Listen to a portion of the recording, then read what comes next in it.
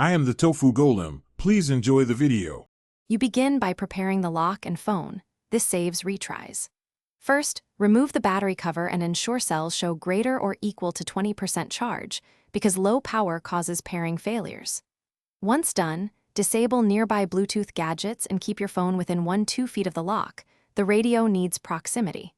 Make sure you have the Wi-Fi SSID, password, and any admin PIN handy, since the app will request them immediately. This avoids interruptions and speeds up the first actionable step. Start the app and choose Add Device. You continue by following the app prompts carefully. Grant location, Bluetooth, and notification permissions because the lock uses them for discovery and alerts. Next, set a secure admin PIN and configure an auto-lock delay. 30 seconds is a good starting point, as this balances convenience and security.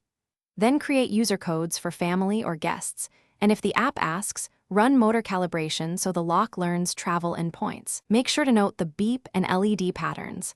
They tell you success or specific errors during setup. You finish by validating the installation. Test lock and unlock 3 times from both the app and the physical thumb turn to confirm consistent behavior. Once satisfied, enable automatic firmware updates and schedule a backup or export of settings, because firmware fixes improve security over time. If anything goes wrong, try a single factory reset, then repair.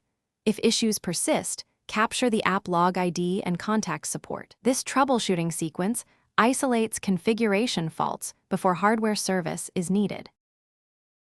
Thanks for watching. Consider subscribing if we helped you today.